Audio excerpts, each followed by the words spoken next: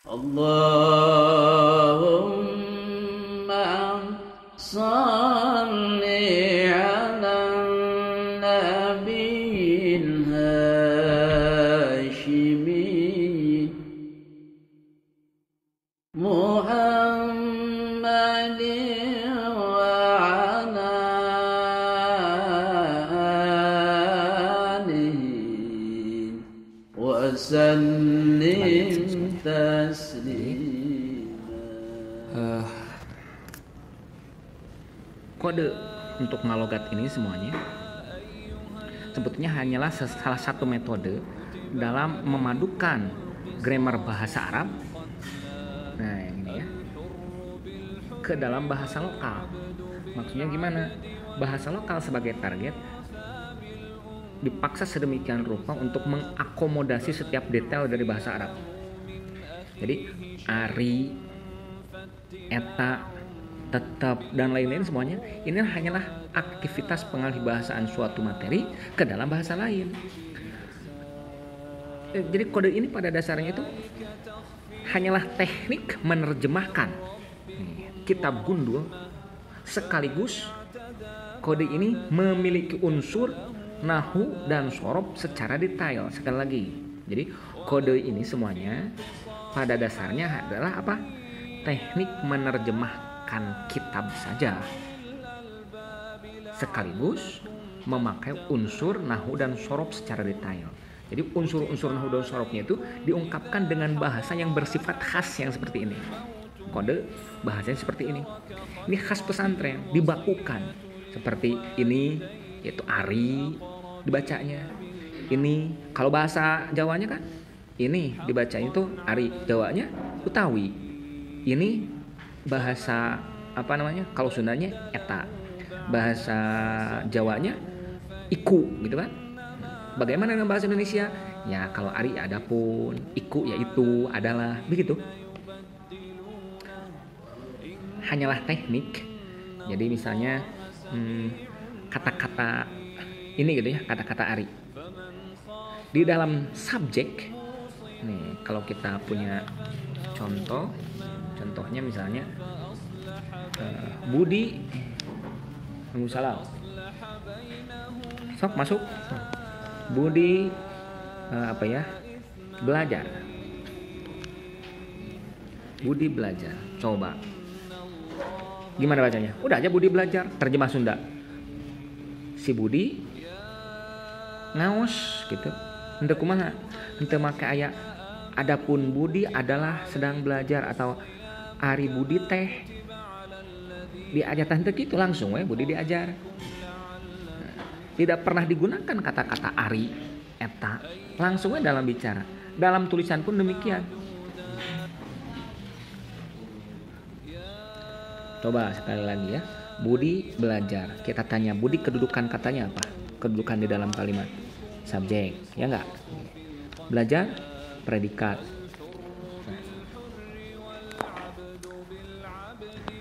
Ketika sudah tahu Budi subjek, belajar predikat, kata-kata kode ini atau kata-kata ari, adapun, eta itu nggak pernah digunakan sama sekali di dalam subjek dan predikat. Di dalam tulisan buku-buku pun demikian, tidak pernah itu ada.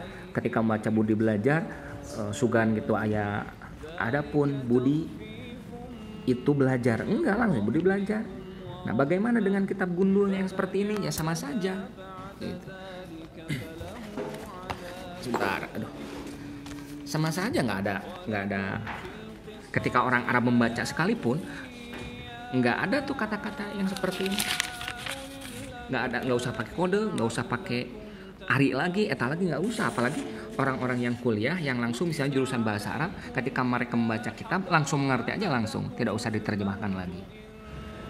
Ya nggak? Tapi coba kita sendiri pun ketika membaca bahasa Indonesia, tulisan bahasa Indonesia, buku berbahasa Indonesia, jarang paham. Kenapa? Karena kita tidak tahu, terkadang tidak tahu subjek permasalahan apa yang sedang dibahas. Begitu juga orang awam Arab kebanyakan ketika membaca kitab gundul yang seperti ini, mereka nggak tahu mana subjek, mana predikat. Kebanyakan ya bagi orang awam. sehingga mereka sendiri pun bingung, samalah dengan kita, yang mengakibatkan malas baca dan lain sebagainya. Seperti ini. Sedang membaca ini.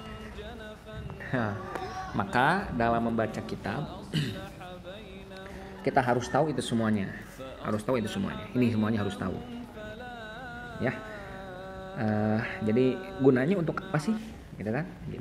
Gunanya untuk apa sih? Sekali lagi, penggunaan kode-kode ini dipakai untuk menjelaskan fungsi gramatika sebuah kata pada saat menerjemahkan dari Arab ke bahasa lokal. Karena metode ini, ya, penggunaan ari, eta, tetap, milik, kana, dan lain sebagainya adalah metode khas pesantren yang paham ya hanya kalangan kita aja sebagai santri. Ya, saya punya contoh nih bahasa Arab misalnya. Contoh, nggak usah kena kitab dulu. Contoh bahasa Arab seperti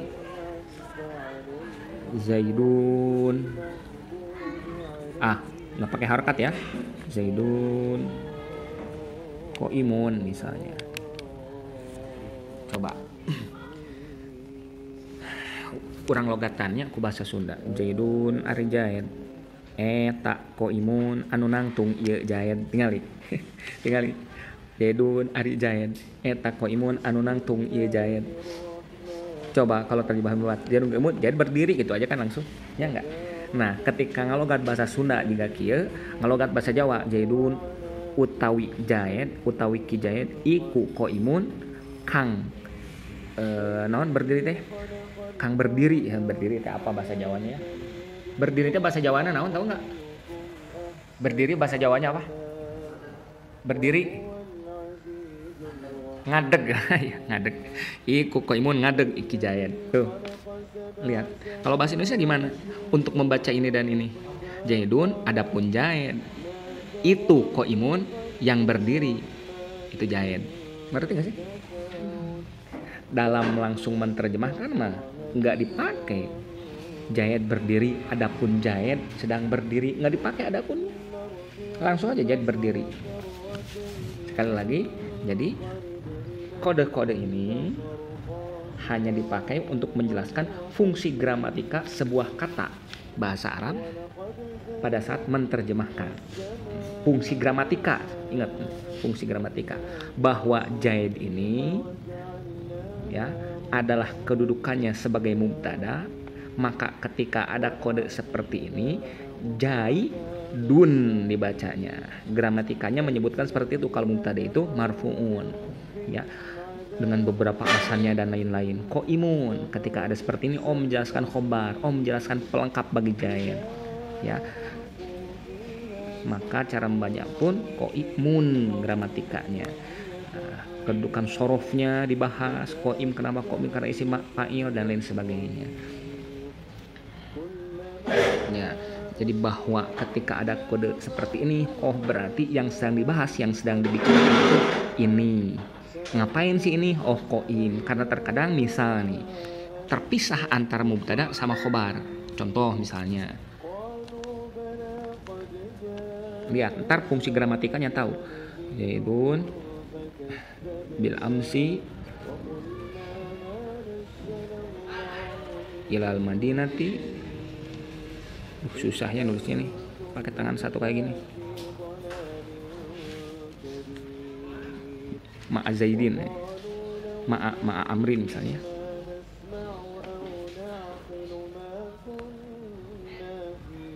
Ya tahabu. Misal nih contoh lah. Coba. Zaidun bil amsi ilal madinati ma'a amrin yadhabu. Nah, bagi orang awam yang berbahasa Arab, awam bahasa Arab, kita logatan ya. Zaidun ari jaid bil amsi di waktu kamari ilal madinah ka kota ma'a amrin sata amar eta yadhabu berangkat. Coba, kita sedang membahas siapa? Si Jaid bukan si Amar. Kenapa? Karena ketika ngalogat ada kode ini. Ngapain si Jaid? Kemarin bukan. Ada kode etanya itu di sini. Jaid itu berangkat. Tuh lihat. Fungsi gramatika sedemikian rupa. Bisa menentukan mana subjek, mana predikat. Coba kalau yang seperti ini. kitabnya, mana subjek, mana predikat. Bingung kan kita kan? Kalau nggak diajiin gitu, kalau nggak ngalogat, kalau nggak ngaji lah, pusing. Betul nggak? Nah, ketika sekarang sini Ari bahasa Sunda kan ya, kalau Jawa Utawi, kalau Indonesia adapun Zaidun adapun Zaid bil amsi kemarin ilal Madinati ke Madinah, ke kota ma'amrin beserta Amar, itu berangkat si Zaid, dimarjain lagi. Ya enggak? Ya adapun dibacanya yang seperti ini itu gitu kalau bahasa Indonesianya. Itu hanya pendapat saya pribadi, kalaupun para dulur ya lebih tahu cara membaca kode yang seperti ini ke dalam bahasa Indonesia, ya saya persilahkan ke dalam bahasa Indonesia ya. Kalau dalam versi Inggris dibaca apa? Kalau dalam bahasa Inggris ya bisa bervariasi, bahasa Papuanya apa. Jadi ini hanya sebuah metode saja. Boleh jadi ketika orang Papua misalnya belajar ke orang Sunda sehingga bisa bahasa Sunda terus ngalogat bahasa yang seperti ini. Kodenya seperti ini, ngalogat ngalogat bahasa Arab dengan metode Sunda yang seperti ini. Bisa jadi nanti ketika dia pulang ke Papua, bahasa untuk kode seperti ini bukan Ari, tapi dalam bahasa Papua apa? Ya, bervariasi intinya gitu. Nah, paham mungkin sampai sini ya? Paham ya? Ya, kita coba kembali ke sini ya. Coba lihat. Jadi kalau dibahasakan deui Zaid itu kan mubtada. Zaid itu mubtada. Ada yang datang nambah yang mau baca buku. Zaid itu kan mubtada. Mana sih ini ya? Zaid itu kan mubtada. Subjek dibacanya Ari. Enggak. Qaimun apa itu? Yadhabu. Berangkat predikat. Coba ketika ini dibahasakan pakai subjek, ini dibahasakan pakai predikat, tidak dibahasakan pakai Ari atau eta, coba kita baca. Zaidun subjek Zaid bin amsi kemarin ilal Madinati, ke kota ma'a amrin beserta Amar, predikat yadhabu, udah gak enakeun eta. Jadi rancu. Jadi paham sampai sini mungkin ya. Nah, sekali lagi, jadi ketika yang persingkat aja yang ini contohnya. Jadi ketika berbicara Zaidun qaimun, logat Sundana Zaidun ari Zaid. Eta qaimun anu nangtung ieu Zaid, ngalogat pakai bahasa Jawana seperti tadi, pakai bahasa Indonesia nu kieu dibaca adapun, nu kieu dibaca naon? Itu. Maka, nah, sekarang nyambung ke pertanyaan yang tadi. Ketika dibubuhi kata-kata ama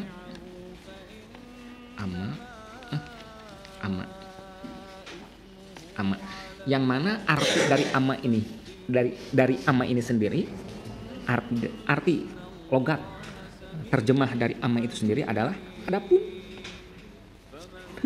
Bagaimana atau cara membacanya?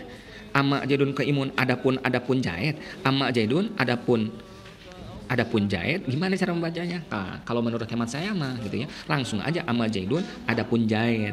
Kalau bahasa Sunda kan ngalogatnya gini, Zaidun ari Zaid. Ketika ditambahan ama Zaidun adapun ari Zaid. Eta gitu kan ya. Kalau bahasa Indonesia gimana? Langsung gitu.